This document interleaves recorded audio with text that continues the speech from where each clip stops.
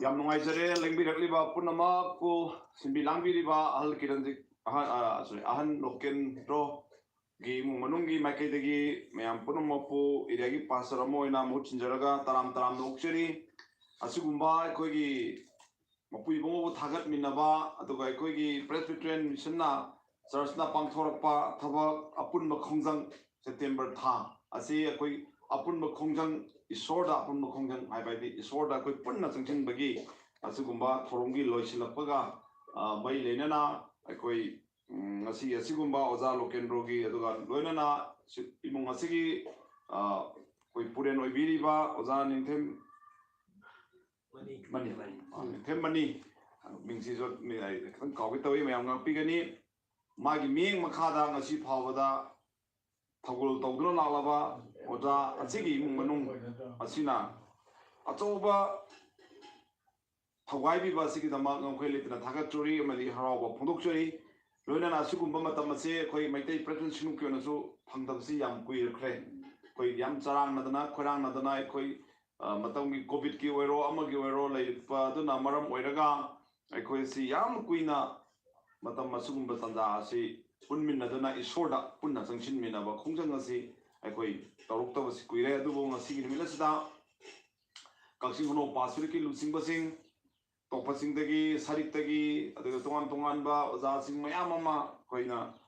asa tawdaba haitare sumaina unagani na asa tawdaba kaya ama galona ngasi nimita phaminaba phangbasi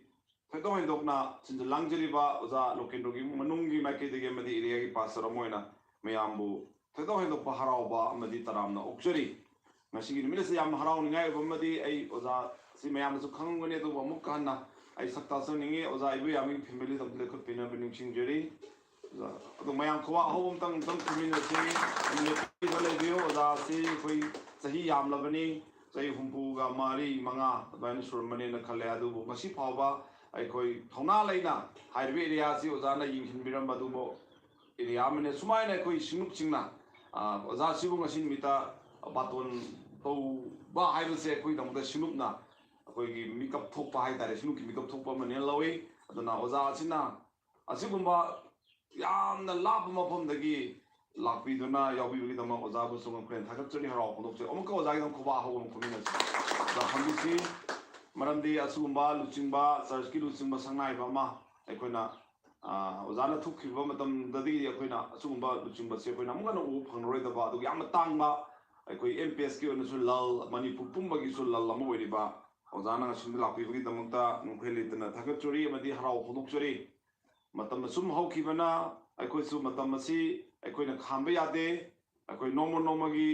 अखोइ हक्चांगी film सुम हलोइसले दुबो इबुंगो माकी सिनुप्ति अदुम नौदुनु त लई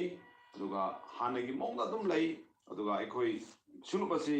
हेन हेन साखोनाने दमक्तसु अखोइ सोरना अखोइदा पांगिगनि हाबा सातवे लोइनना ngasi सुगुंबा हरमसिदा ओजा मयामनसु यावबि रei एनोने सक्ताकपदि ngamjararoy मरमदन लापि पुनमा प्रभु यीशु ख्रिस्ट की मिंगदा मयाम पुनम पु खुरुमजरी लोइन लेप्चरी ngैसिदा खुदोंचाब लौजरगा अखोइगी संगाई प्रेसबिटरी की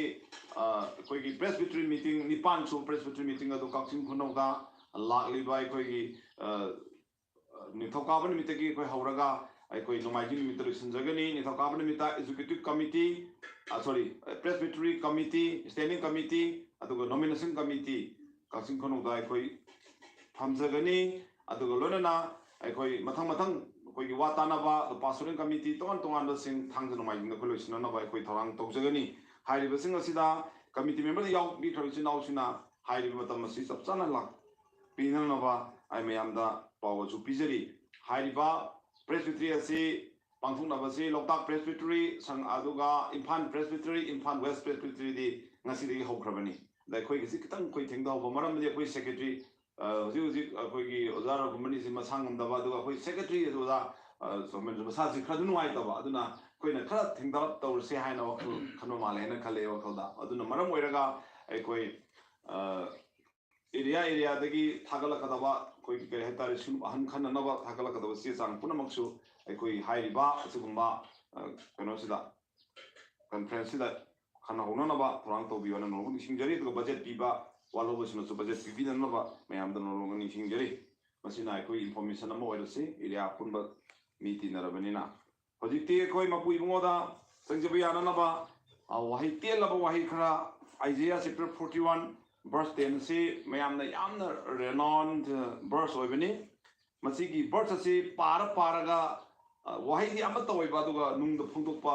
इसोरगी वाहि सिदि मखन मखा मसा मरें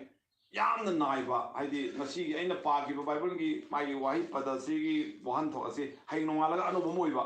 हाइनोवाला अनुभवमोइबा हाइनोवाला अनुभवमोइबा हाइतारे वाहि असिगी मागी वहन थो असि असिना लोइरे हाइबे यादबा अदुगुंबा वाहिनी Isaiah chapter 41 verse 10 da asmaini ihan hanbada fear not and haure English ti pathok sage fear not haibase kiganu ma haure kiganu haibase masi wai sin ai koida phungning masi keno haibo matam gi matung ina thodo wathok si amta manaroi kiganu haibase kana gumbai awana tabe an narak pai yelak pai ai kudung thi tholok pai ai mina puruk pai ai terak pai ai itak tawa mayam awa bagi makhan ji yam gre male bitri sida अवाबगी मसिंग असे अखोइना थीरुबदा सिना लोइरे अवाब मसिंग दि सिफोंनि को हाइना अखोइना लई सिंगबा यादबा अखोइना हाइना बगुमना politics सि full stop leite haibugumna awa bagi su full stop leite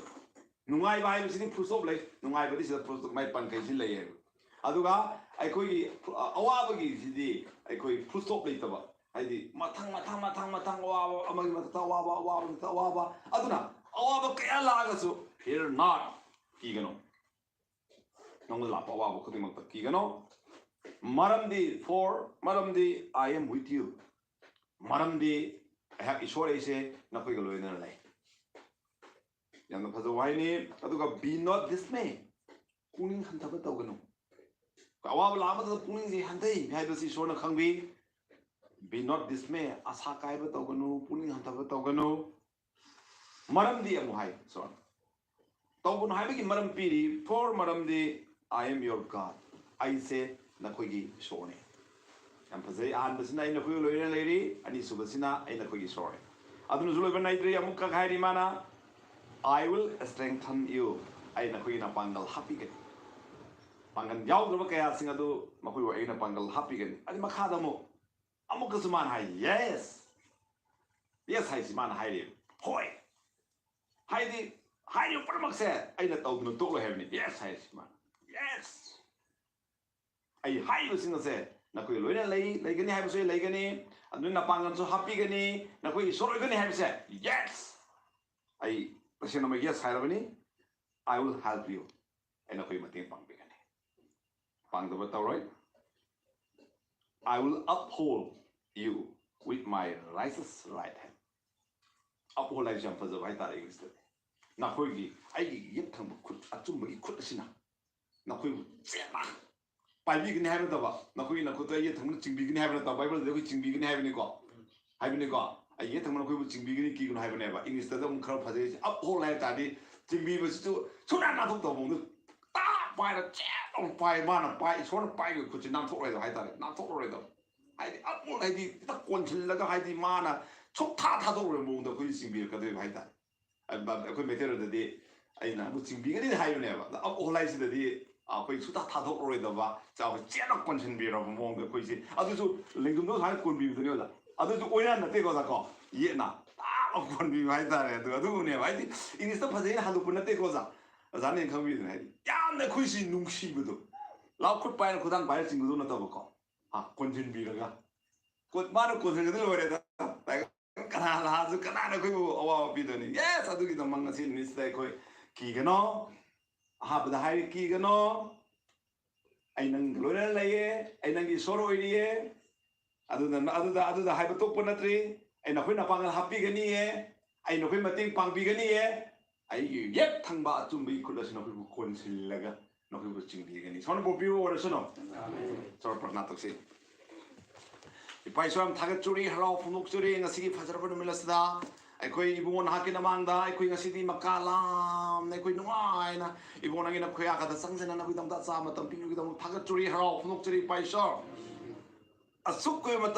matam na porpa awa ba kaya ma khoi thengna khre adu ibon ha na koi bu ki han bi de 아쿠이고 소한비데 아쿠이고 나한비데 아쿠이 이렇다 ngasi 파보다 미컵 미라콘 비비키데 갈라바 라이나 아마나 사히 아니 레마탐다 이본 하나 각진 코노 파소레타 사이나 아무 파우 비비다 그다 못던 그린 다각조리 하라오 분옥조리 할렐루야 이파이소 hojikti 파이봉어 아두금 하라오 봉복박이 아픈뭐 공장리 로이실라박이 여자로키 누기 모능나 친절 랑디리바 토로마시 이본 하나 가야기 마이 통마까라 낭낭나 이파이봉어 아이코이나 그 야우비드나 잉비르머니 칸마다 나봉강 클레 다각조리 아마디 하라오 분옥조리 파이소 아두도 나타나가 지기 스피커 오자이브야 아마 세니아르 모타시나 이본 하기 와이 피나나바 마기 타무는데 딘 가야문 비비우스는 다각조리 하라오 분옥조리 파이소 이봉어 마시막 나항나 빰바니 파이소 aduh nang na pam mukto koi na tong ngam da na ai koi na sondam nandam da na koi na leading matam masna Isaiah chapter 41 verse 10 dai ngasi koi da thongna pi bi ki gano ai na koi loi na lei na koi gi sorrow ri na koi na pangal happy gani na koi mateng pang bi gani ai yet tham kun no content na koi pu bi gani hayo punamak si ta za badi bo na pa thagat chori harau phunuk chori hallelujah ngasi ko bo nong sida imung manung sida awana ta ka da ba turi ri chelak da ba kari kari fattanungda taibong panwege bakkan sapu kaya lak matamda ibungo nahangna ngak chen midna thambina bana kana phanda prarthana tawjabani masigin milasi ibung nang phanda sinajariye wa thawai sem nang tingbiu jesu christ gi mingda haidana jab purabak thagat purama nang gi milen chakap order suno amen kumyam le khutminase duga so thagat pe sei amai khoi sangminase tisugi tungina bai ai le hai nam kudi makta khoi kaw bana leina na bai thagat pe sei sangminase Jesugi tungi na bai le Jesugi tungi na bai le Jesugi tungi na bai le ai hallaro imam the cross lai itu the taibang imam the cross itu the taibang imam the cross itu the taibang imam the cross itu the taibang ai hallaro mine yaad su injani aina rasu injani aina mina yaad rasu injani aina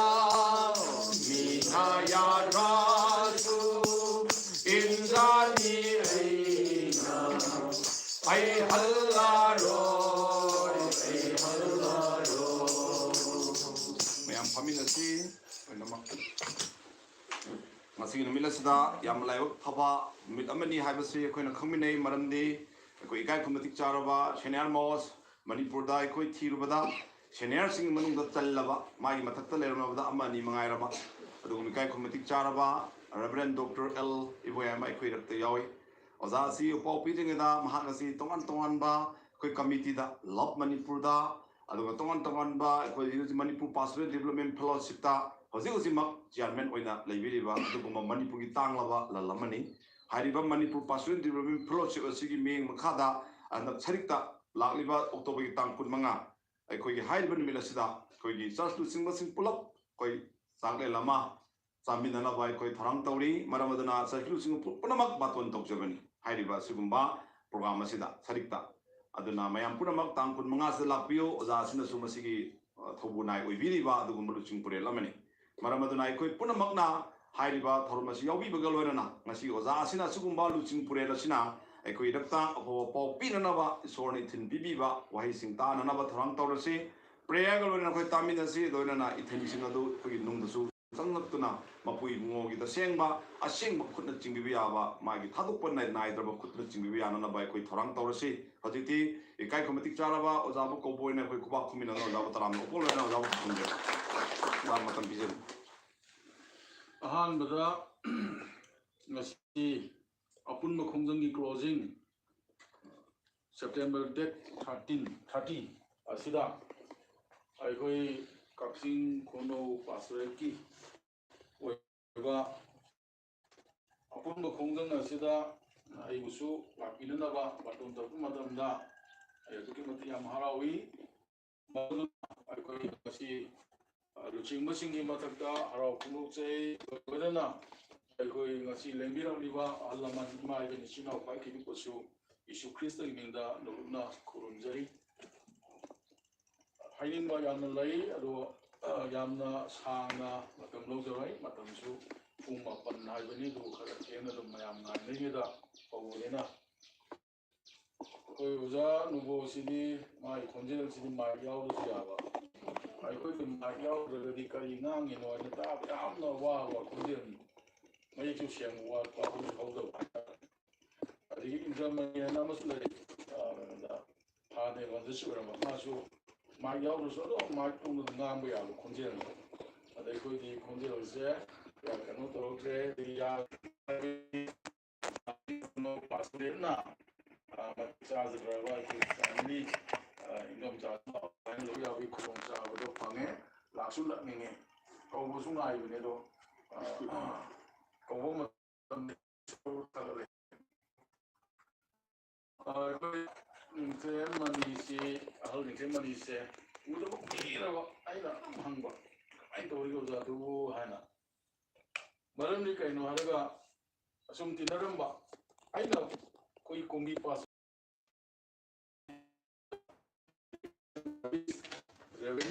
ꯃꯗꯨꯗ ꯑꯩꯈꯣꯏ ꯀꯛꯆꯤꯡ ꯐꯥꯎ ꯑꯩꯈꯣꯏꯒꯤ ꯑꯇꯣꯞꯄ ꯆꯤꯡꯁꯦ ꯁꯤꯒꯤ ꯃꯈꯥꯗ ꯃꯇꯝ ꯁꯥꯡꯅ ꯂꯩꯔꯝꯂꯒ ꯀꯔꯤꯒꯨꯝꯕ ꯈꯔ ꯇꯧꯔꯤ ꯑꯩꯈꯣꯏꯒꯤ ꯐ꯭ꯔꯦꯟꯁ ꯕꯦꯇꯔꯤꯌꯟꯗ ꯌꯥꯎꯖꯔꯒꯦ ꯍꯥꯏꯕꯗ ꯖꯣꯏꯟ ꯇꯧꯔꯦ ꯑꯗꯨꯃꯥꯏꯅ ꯇꯧꯗꯅ ꯀꯨꯝꯒꯤ ꯄꯥꯁꯇꯣꯔꯦꯠ ꯉꯁꯤ ꯐꯥꯎꯕ ꯋꯥꯔꯨꯀꯣꯛ ꯀꯛꯆꯤꯡ ꯈꯨꯅꯧ ꯄꯥꯁꯇꯣꯔꯦꯠ ꯀꯨꯝꯕꯤ ꯄꯥꯁꯇꯣꯔꯦꯠ ꯑꯗꯨꯒ ꯃꯇꯝ ꯑꯗꯨꯗ ꯑꯩꯅ ꯌꯥꯝ